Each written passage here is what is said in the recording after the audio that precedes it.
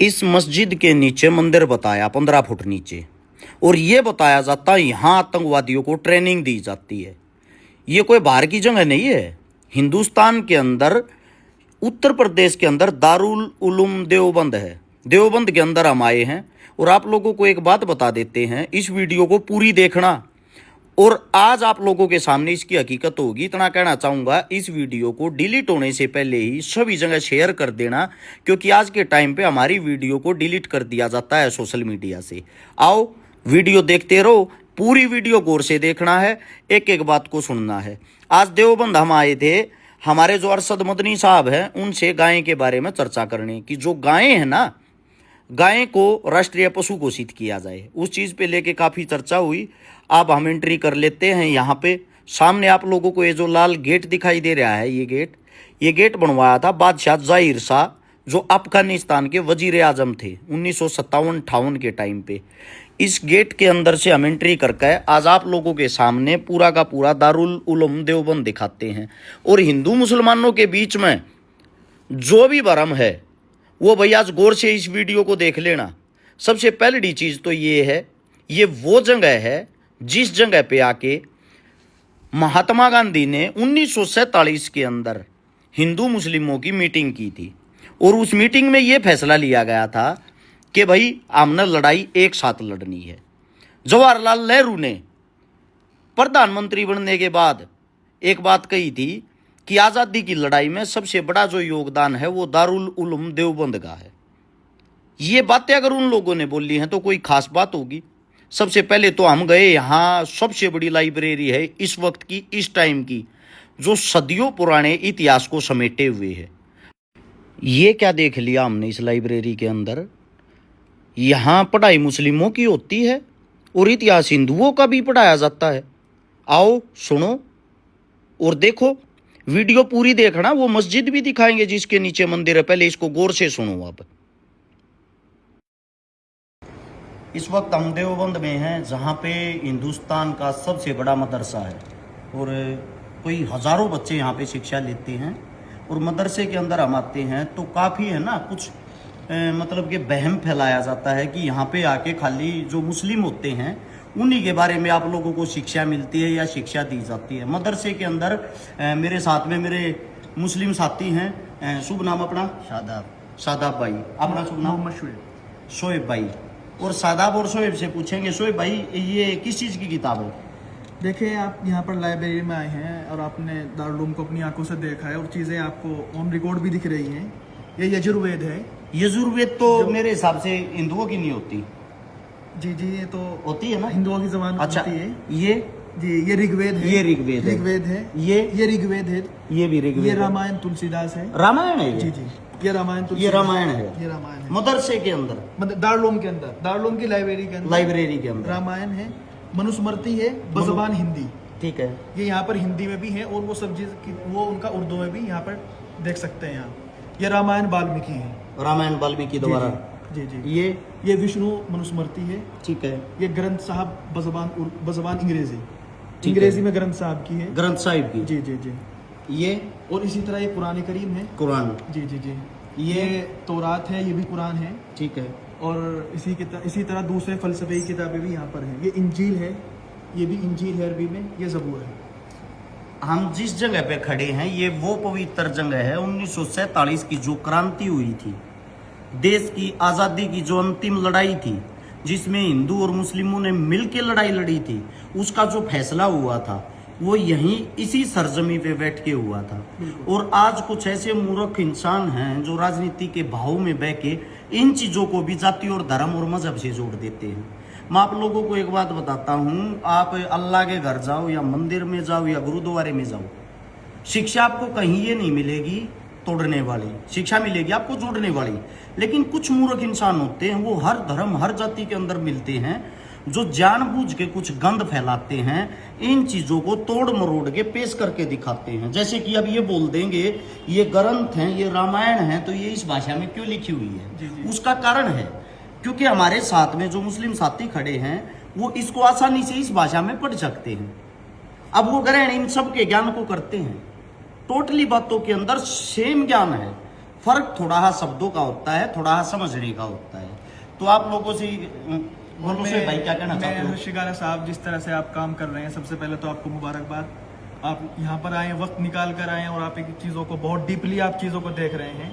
एक मैं आप ही से सवाल करता हूँ काउंटर क्वेश्चन कि जिस तरह से एक ब्लेम दारुल को स्पेशली इस दौर में दिया जाता है कि यहाँ पर आतंकवाद की तालीम दी जाती है और लोगों से न जाने किस किस तरह से वेपन का भी बताया जाता है कि यहाँ पर रखे जाते हैं और वो फुला चीज़ें सब चीज़ें हैं, तो आप देख रहे हैं, आप मुझे ज़रा सा बता दीजिएगा घूमने के बाद आपको कोई इस तरह की चीज़ नज़र आए तो। मैं आप लोगों के साथ प्यार प्रेम से जो रहता हूँ ना, मैं तो हिंदू परिवार के अंदर जन्म ले रखा है, मेरे कोई मुस्लिम नाम मिला हुआ, मेरे कोई हरसुद्दीन कहते हैं, जब मेरे कोई दिक्कत आपत्ति नहीं है। बिल्कुल, आप यहाँ पर हैं, अभी घूम रहे हैं, आप इकले जा करके दारुल उलूम के किसी भी एक कैंपस में किसी भी एक क्लास को आप देखकर आप जा सकते हैं, कोई आपको परमिशन लेने की जरूरत नहीं। मैं पूरे मुस्लिम परिवार के बीच में, दारुल उलूम के बीच में अकेला घूम रहा हूँ। मेरे साथ में सिर्फ और सिर्फ 3 से 4 हिंदू हैं। टोटली यहाँ की जो आवाम है, जनता है, मुस्लिम है। और मेरे से कोई ये भी नहीं पूछ रहा भैया आप यहाँ कैसे घुस गए, ये तो मुस्लिमों के लिए है, आप यहाँ किस लिए आए हो। यहाँ पे जो प्यार प्रेम मिल रहा है, यहाँ पे जो सादगी है, यहाँ पे आज भी 1947 से पहले का जो भारत है वो देखने लायक, आप लोगों को देखना चाहिए, देखने से ही सीखते हो, सुनी सुनाई बातों से नहीं, कानों के कच्चे मत बनो। राजनीतिक आदमी कोई भी हो, उसको सिर्फ और सिर्फ वोट से जोड़ के राजनीति करनी है, वो आपको उसी नजर से देखेगा, उसी नजर से दिखाएगा।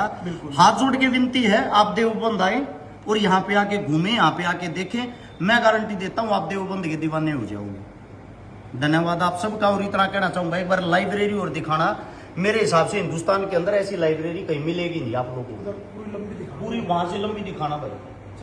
मुस्लिमों के लिए जो नफरत रखते हैं, व्हाट्सएप यूनिवर्सिटी से जो पढ़ के आते हैं, आजकल के बच्चे जो सोशल मीडिया पे खाली लाइक और फॉलोवर कमाने के चक्कर में एक धर्म को टारगेट करते हैं, आंखें खोलो और देखो क्या किसी हिंदुओं के पास ऐसे इस तरीके से अपने इतिहास को संभाल के रखा है। गौर से देखो, सदियों पुराना इतिहास आज भी इनके पास रखा हुआ है। पंखे भी वही पुराने हैं, उसी टाइम अंग्रेजों के टाइम के। आज भी हाथ की दस्तकारी करते हैं, हाथ से काम करते हैं। अगर गौर से देखोगे, जितनी भी लाइब्रेरी है, इसके अंदर जितने भी इंसान बैठ के जो कार्य कर रहे हैं इस टाइम पे, वो कार्य करने वाले इंसान आज भी लैपटॉप से पहले अपने हाथ से मोहर मारते हैं, हाथ से काम करते हैं, अपने पूरे के पूरे इतिहास को समेटे हुए हैं ये इंसान। और संपूर्ण जो भी जहां से इंसान आता है उसकी इज्जत करते हैं, उसका सम्मान करते हैं। इसीलिए मैं कहता हूं, आप किसी से नफरत तो करते हो, नफरत करने से पहले नजदीक से जाके उसके कल्चर को तो जानो। या सीधा वैसे ही किसी से सुन लिया और गालियां देना शुरू कर दिया, किसी के धर्म को आप बदनाम तो कर देते हो, टारगेट तो कर देते हो, उस धर्म के बारे में थोड़ा बहुत तो आप लोगों को पता होना चाहिए। आइए अब आप लोगों को उस मस्जिद तक ही लेके चलते हैं जिस मस्जिद के आजकल चर्चे चल रहे हैं, क्योंकि वो दिखानी आप लोगों के लिए बहुत ही ज़्यादा ज़रूरी है ताकि आप गुमराह ना हो। और उससे पहले आप लोगों को इस जगह लेके चलता हूँ। ये देखो, सुना होगा फिल्मों में कि फतवा जारी कर दिया है। ये वो जगह है जहाँ पे हम जा रहे हैं पुराने टाइम से ही, पुराने से पुराने टाइम पे, अंग्रेजों के टाइम पे 1947 की जब जो लड़ाई शुरू हुई, तो उस टाइम पे जो मौलाना हुसैन अहमद मदनी साहब थे, उन्होंने फतवा जारी किया था।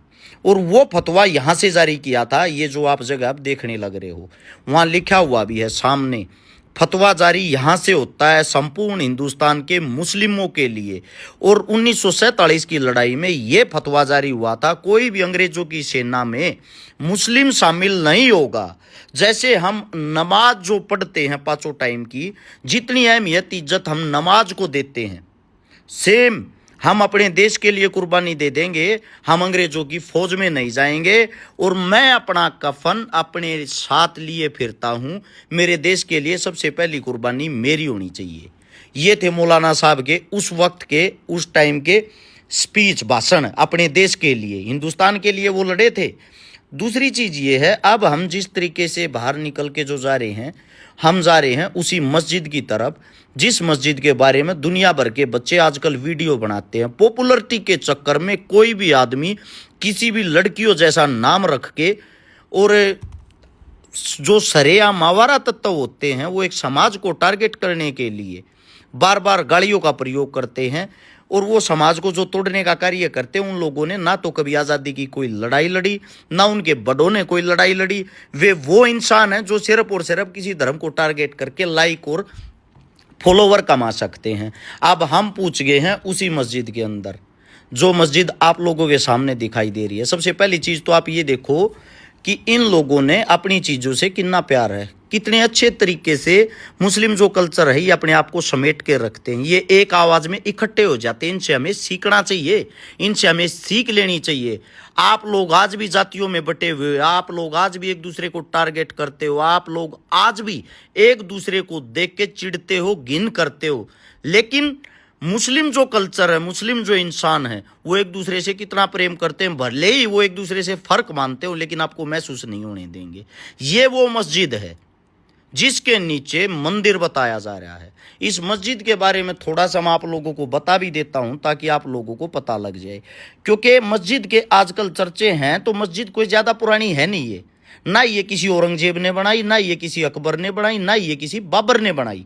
ये मस्जिद, इसका कार्य 14 अप्रैल 1986 से शुरू हुआ था और इसको बनने में पूरी तरीके से 20 साल लगे। यानी कि मस्जिद 2006 के आसपास बनकर पूरे रूप से तैयार हुई है। ये मंदिर मस्जिद के अंदर का ढांचा है। अब सोचने का विषय ये है, जब ये 2006 में ही बनी तो इसका मतलब ये तो 20 साल पुरानी ही हुई। अब ये 20 साल पुरानी जो मस्जिद है, इस 20 साल पुरानी मस्जिद के अंदर भी आप लोग कैसे ये बोल देते हो कि ये किसी मंदिर को तोड़ के बनी हुई होगी, है? यानी कि कुछ भी आप लोगों को बस अलूल जलूल फैला के ये जो भाईचारा है इसको तोड़ना है। ये देखो, मेरे चारों तरफ से मुस्लिम होंगे, मैं इकलौता इनके बीच में होऊंगा। मेरे को कितना प्रेम दे रहे हैं, कितना प्यार दे रहे हैं। अगर एक मुस्लिम टोपी लगा के किसी मंदिर में घुस जाए ना, उसी खबर को बड़ी बना के और उसका इतना अपमान कर दोगे, इतना अपमान कर दोगे जिसकी कोई हद नहीं, और फिर बोलते हो कि हर्ष मंदिरों के खिलाफ बोलता है। मैं मंदिरों के खिलाफ नहीं हूं, मैं अपने कल्चर से प्यार करता हूं। लेकिन वहां वीवीआईपी जो लाइनें लगती हैं, 1100-2100 जो रुपए लेते हैं, यहां वो कल्चर नहीं है। यहां भिखारी हो या राजा, सब एक ही साथ बैठ के नमाज अदा करते हैं। यही हमने इनसे एकता सीखनी चाहिए। भिखारी हो या राजा, जिसके सीधे डायरेक्ट मंदिर के अंदर दर्शन हो। अब हम नीचे चल रहे, इसके 15 फीट नीचे बताते हैं कि इसके 15 फीट नीचे पहले मंदिर था। अब हम यहां से नीचे की तरफ एंट्री कर रहे हैं और हम नीचे गए तो नीचे क्या, बेसमेंट में पहुंच गए। 20 फुट नीचे तो बेसमेंट है।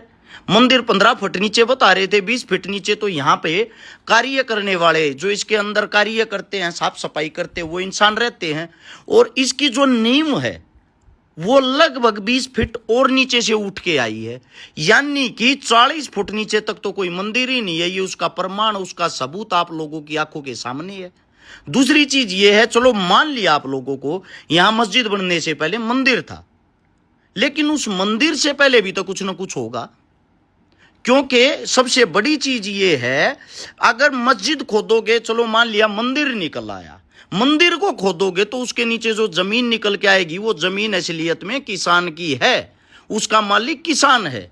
यानी कि खाली जो जमीन रही है इस सृष्टि पे, इस धरती पे, उस खाली जमीन के ऊपर ही इंसानों ने कुछ ना कुछ बनाया है।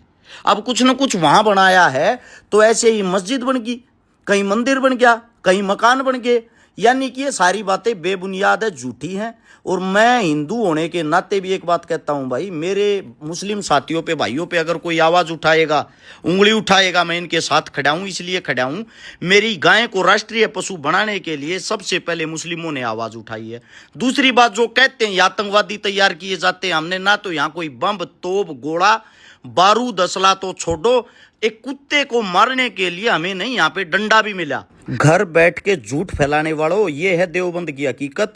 और जल्दी ही हजारों छात्रों के बीच में जो घर गए हुए हैं, फिलहाल छुट्टी है, मुस्लिम छात्रों के बीच में यहीं से वीडियो बनाऊंगा, उनका प्यार प्रेम आप लोगों को दिखाऊंगा। और एक बात ध्यान रहे, मंदिर भी मेरा है, मस्जिद भी मेरा है, अल्लाह भी मेरा है, ईश्वर भी मेरा है।